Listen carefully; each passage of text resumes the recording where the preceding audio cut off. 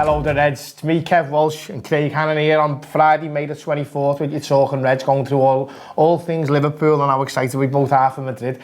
There's actually quite a bit to go through, but I think me and Craig could just sit here and talk about you going on your bus, couldn't you, and how lovely it's going to be in Madrid. I was just thinking about the last time we did Talking Reds, and I think possibly the only time was the day of the match in Porto, and we had like the different ports in front of us, progressively getting more drunk by the end of it. And to be fair, we weren't sober to start off with, so that was a good one. But a little bit more sober today. I've got black coffee, not for hangover reasons, just because I'm like an old geography teacher now. But first bit of news of the day that I've just walked into the office and found out, apparently Napoli are after our very own Nathaniel Clyne. Neil Jones from goal, who's obviously a friend of the Anfield rap, hello Neil, is suggesting there's been a £15 million bid for him. Which I think 15 million quid for Nathaniel Clyne, you'd be alright with that, wouldn't you? Definitely. I don't think there's any debate as to whether Nathaniel Clyne should be at the football club next season or not.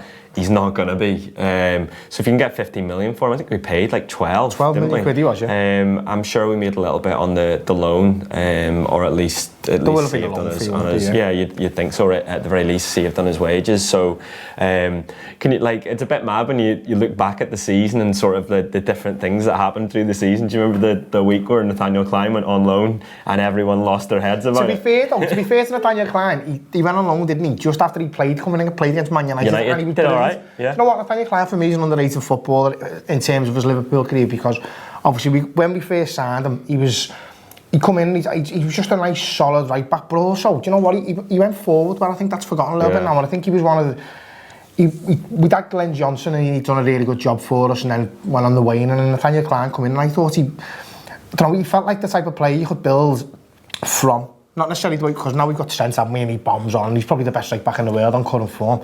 But Nathaniel Clyne was one of them old school right backs where you'd put him in, he'd defend well, and he'd occasionally get up there and give a crossing as well. 7 out of 10, wasn't he? Yeah, and that's what you want to do, right back normally. And at the time, like there was quite often Nathaniel Clyne would be on the right and you'd have Alberto Moreno on the left, and you'd be looking at Clyne and thinking, well, I can depend on him and I can't depend on that lad at left back. Because he was looking at the crowd or stroking the dog or something like that. Or on that thing he's on. On his hoverboard, yeah.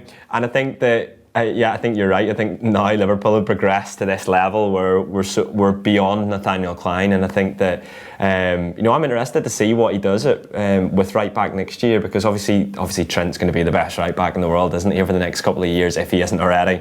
And it's who's back up for him, because whether he just goes for Gomez, whether Keanu Hoover's sort of he's inexperienced and he looks brilliant for the Holland youth team, just won the World Cup, but didn't he looked brilliant when he came in. Whether he's maybe just too young at this stage, I'm interested to see what he's looking at for backup. Maybe even a Milner. Like, it looks like Milner's going to stay for another year with Leeds not getting up. There's 1 year left in his contract and everyone keeps saying that there isn't. I think it's been confirmed now, so I think that is the case. With the right back, I think it's quite interesting because Trent is clearly our best right back, but then he's occasionally in bigger games been tempted to go with Gomez, hasn't he? But I don't think that'll happen anymore going forward. And I know a lot of people are saying, oh, leave Trent where he is because he's brilliant. I heard Jamie Carragher on the Anfield rap the other day saying, why are we trying to move him from right back into midfield when you think of how important full-backs are now to the modern day football team? But I still think, because I remember these arguments, you're probably a little bit young, but I very much remember these arguments around Steven Gerrard when he came in, because he was amazing when he started at right back. It's forgotten now because of the career he went on to have. But when he started at right back, he was running the game from right back, and Trent's doing exactly the same thing now. And it's natural to think, well, if he's doing so well there, why would you move him in? When you move him in because Steven Gerrard went on to be the best player the club's ever had in central midfield. And I don't think, listen, you don't want to put the pressure on Trent, but I think Trent has literally got the opportunity, if he wants, to become anything he dreams to be, and he's got that humble personality and that workman ethic. If he wants to, he'll do it. Yeah, I think you're right. I think it's funny with you talk about Gerrard there, because Gerrard comes in and that's obviously his gateway to the first team, and Carragher did the same. He was sort of right back, left back, and then makes his way to centre back. And that's all we thought that Trent would be doing here, to get into the first team, plays at right back and moving forward. I know what you're saying. I just think like he's so good there. He's so good there, and you think it's right back then is different to right back now, like you say as well. It's almost like it's almost a right midfielder, or what a right midfielder would have been 10, 15 years ago.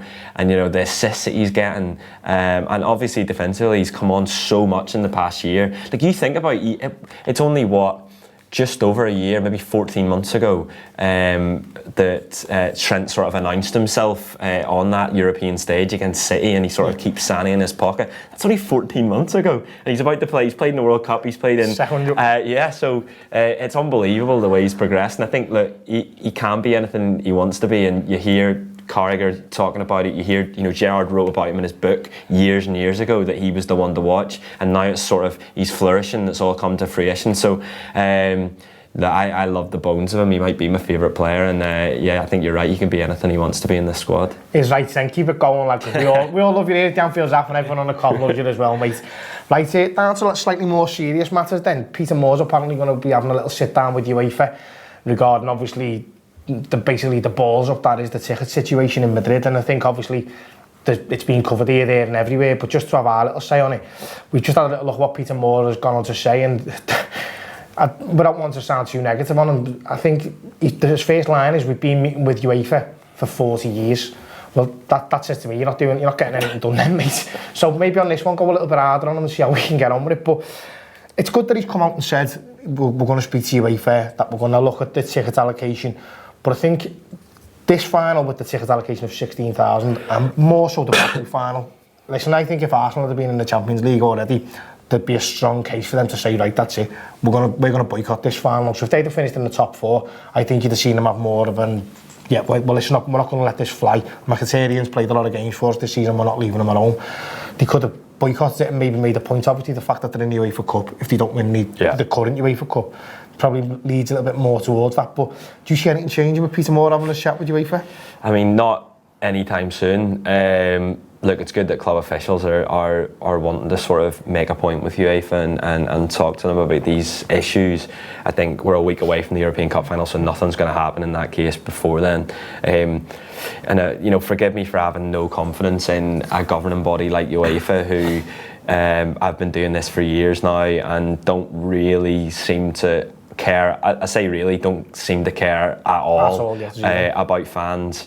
Like if you think about it, just over 16,000 in that size of stadium's ridiculous. It was the same with Kiev. The difference with Kiev was that eventually it felt like the vast majority of people that were going to all of the games and stuff, tickets found their way back to them somehow, because it was so far away. People were getting tickets and realising, shit, how do you get to Kiev? You can't, because it's miles away. And so tickets were finding their way to the people that should be there. And I think this year it's different because Madrid, there's going to be so many, 40,000 Liverpool fans, do you think it could be? I think possibly even more than that, because there's a lot of people who booked to go, and there's a lot of people who, I don't want to say the stag do elements, but that's what I mean.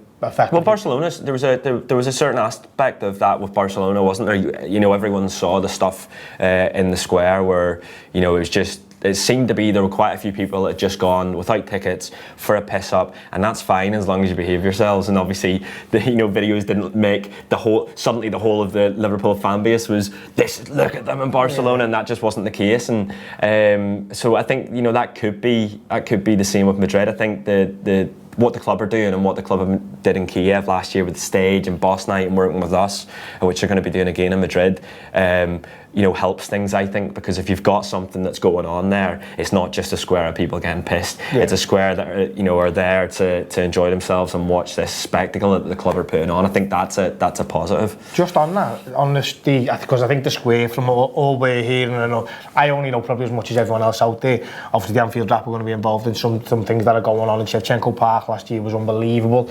Danny Nichol's been on doing a show yesterday, if you subscribe and listen to that one, talking about what Jamie Bell is going to be doing over there. And Shevchenko Park last year, I've got a lovely picture of me and you, mate. Oh yeah, it was looking out. My mind is to bunk onto the stage because I wasn't supposed to be there, but looking out onto the crowd behind us, and it was a magical. I don't want to listen. It sounds over romanticised, but I mean it. I'm not. It was such a magical moment to be there, wasn't it? And to experience it, what felt like.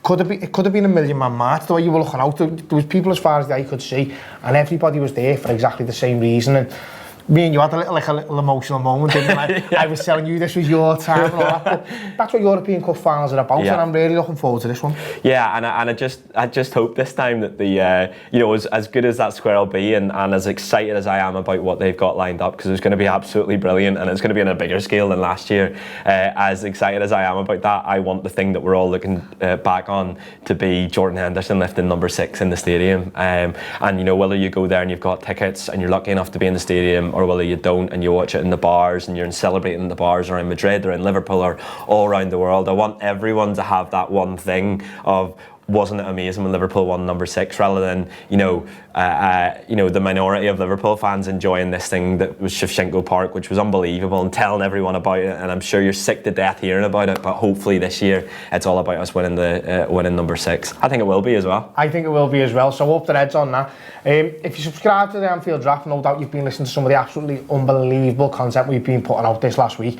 Now, if you don't subscribe, now could not be a better time. You've got 4 European Cup winners who've done shows this week, with more to come. Where else are you going to get that? And well, not many other places, even regardless of what people on Twitter will tell you. So we've had the King in here yesterday, and he's done a great show. We've had Terry McDermott, we've had Davy Fairclough, we've had Jimmy Case, we've had Alan Kennedy doing a little bit as well, I think, haven't we? So listen, there's loads of that stuff out there. There's loads of other shows. While we're talking about subscribing, get subscribed, because when we win the European Cup, you're going to want to listen to us. And also download our app. Get out there and just search for the Anfield Draft on anywhere you'd search for your Anfield Draft stuff. And on that, here's some stuff for you now, a little video to give you some information on it. Up the Reds. Up the Reds.